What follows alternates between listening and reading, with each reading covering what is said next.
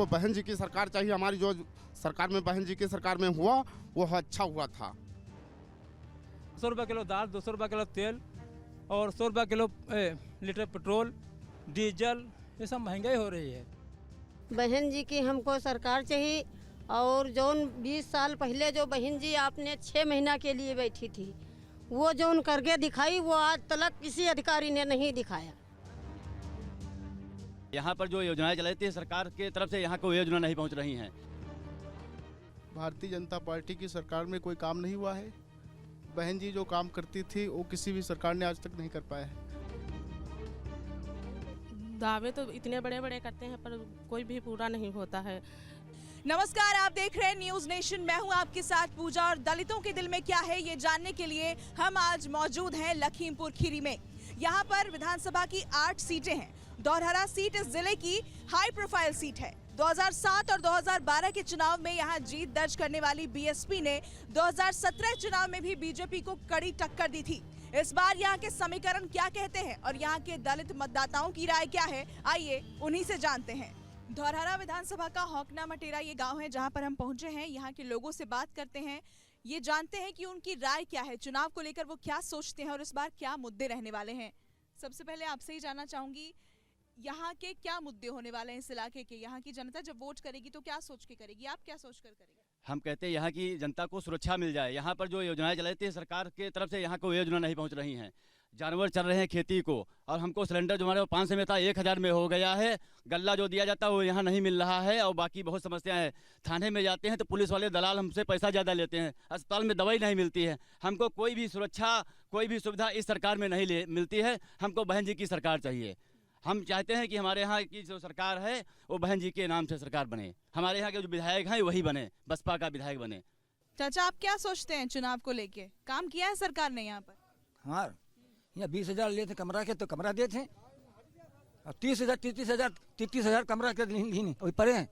हमारे तो लड़का दी नहीं है, यहाँ के 14,000 है, फिर 15,000 है, और कमरा वो नहीं पाई।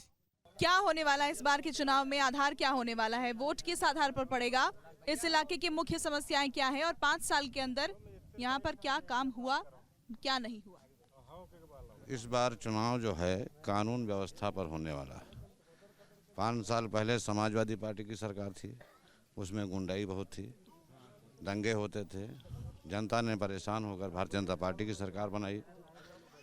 भारतीय जनता पार्टी की सरकार में लोकल एमएलए जनता का कोई काम नहीं किया, और यहाँ के जो भाजपा के कार्यकर्ता हैं उन लोगों ने जनता को लूटने का काम किया, चाहे तहसील हो चाहे थाना हो।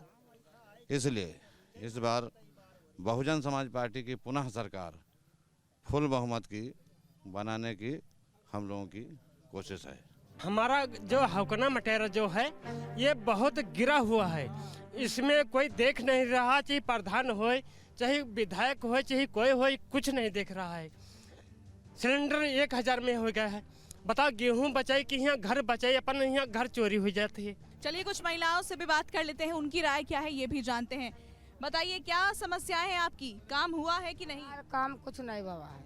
हाँ, हमारे पहले खेती बाड़ी सब चली गए। जो कुछ कट गवा जी के भाई आधे पर बनाओ, आधा हुआ पाओ ना, तो कहीं हरा चल लेते हैं। हम मुद्दे हमारे तरफ से ये रहेंगे कि बहन कुमारी मायावती की सरकार बने और जानवर भी बंद करवा दी जाए। यही हम लोगों की समस्या है।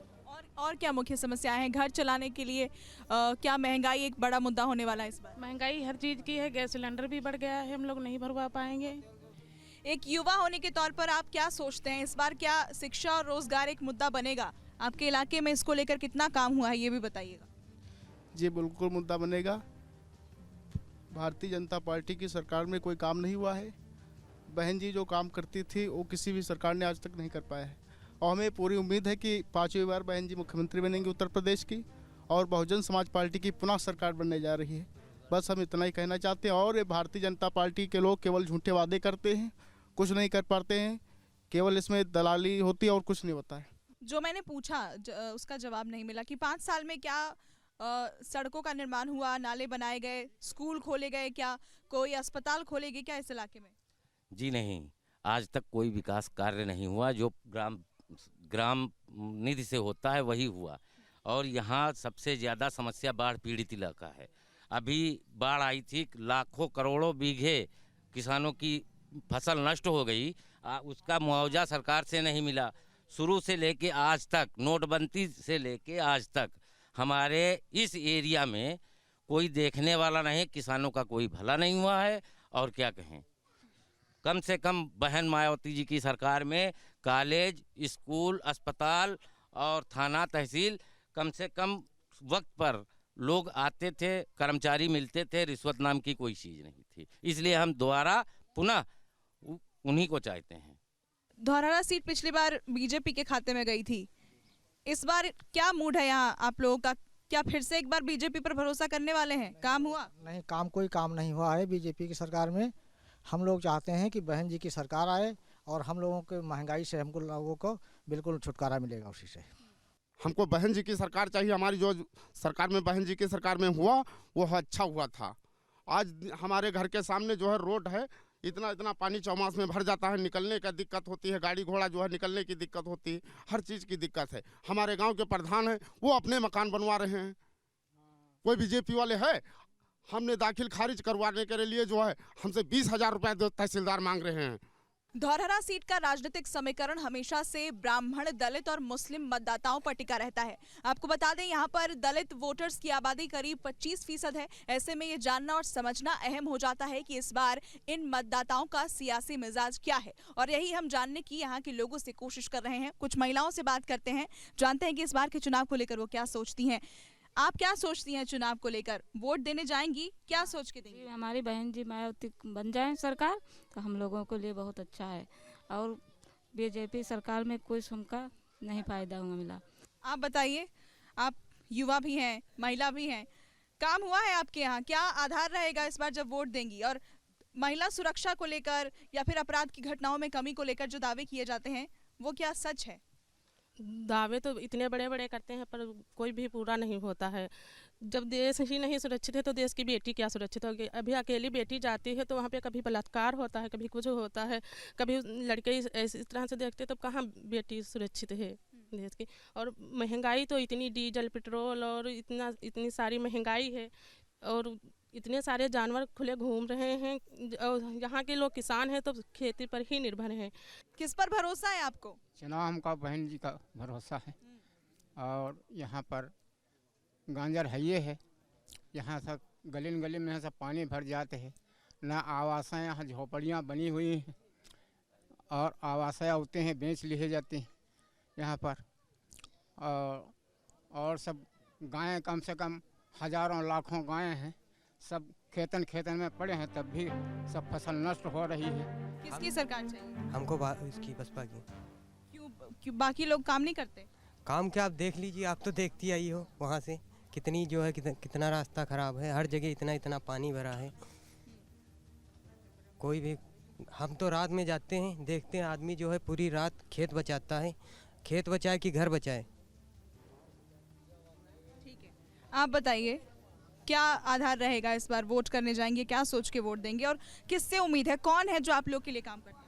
जी, आधार ये है, बहन जी की सरकार 2007 में रही और सभी कार्य जो है बहुत अच्छे रहे। थाना, तहसील, ब्लॉक सभी कार्य अच्छे रहे, और क्षेत्र में कोई भी कमज़ोर आदमी सताया नहीं गया। तो इसलिए हम बहन जी के ऊपर उम्मीद करते हैं कि हमारी बहन जी की सरकार बनेगी, बहुत अच्छी सरकार रहेगी। दूसरी चीज़ ये है, जो हमारे श्री आनंद मोहन त्रिवेदी जी प्रत्याशी यहाँ से बनाए गए हैं, ये भी बहुत ईमानदार हैं, और इनके पिताजी बहुत ईमानदार थे। यहाँ वो कई बार विधायक यहाँ रह चुके हैं, और हर बिरादरी त्रिवेदी जी के ऊपर विश्वास करती है। प्रत्याशी जिनको बहन जी ने बनाया है, बहुत ही अच्छा प्रत्याशी बहन जी ने बनाया है, और बहन जी की सरकार बहुत ही अच्छी रही। 2007 वाली हम लोगों ने जो देखी है, बहुत अच्छी सरकार रही, और बहुत से काम हुए, सड़कें बनाई गई, आवास बनाए गए। और दलाली जो ये इस टाइम हो रही भाजपा की सरकार में, उस टाइम जो लेखपाल थे या हल्के के सिपाही दरोगा थे, वो बहन जी के नाम से डरते थे कि बहन जी का कोई सिपाही यहाँ, मतलब बहन जी का सिपाही कोई यहाँ ना आ जाए। क्या सोचती हैं चुनाव को लेके? सोचती हम यही हैं, बहन जी की हमको सरकार चाहिए, और जो 20 साल पहले जो बहन जी आपने 6 महीना के लिए बैठी थी, वो जो करके दिखाई, वो आज तक किसी अधिकारी ने नहीं दिखाया। हम लोगन को। हर में मजदूरी करते करते हम लोगन पर शरीर पर खाक उड़ाने लगी है। और भी हम भी चाहते हैं कि अभी बुढ़ापे पे हमको कुछ सुविधा मिल जाए, फिर हमारे बच्चे जो है पढ़े लिखे कुछ आगे सोचना पाएँ। चुनाव को लेके क्या मुद्दे रहने वाले हैं इस बार? किस आधार पर वोट करेंगे? किससे उम्मीद है? 5 साल में आपके इलाके में क्या काम हुआ, नहीं हुआ? काम कुछ नहीं हुआ, ना यहाँ सांसद जी आई हैं, ना यहाँ विधायक आता है।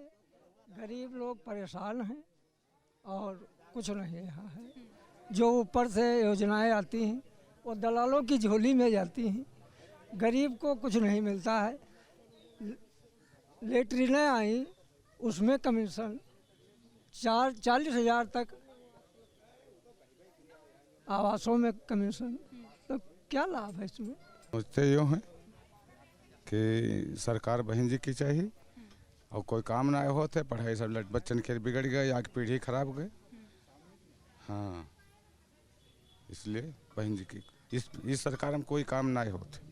सरकार मोदी ने लॉकडाउन लगा दिया, बच्चे सारे जो है पढ़ते थे वो सब बेकार गए। अब पूछते हैं बच्चों क्या पढ़ा, कुछ जानते ही नहीं।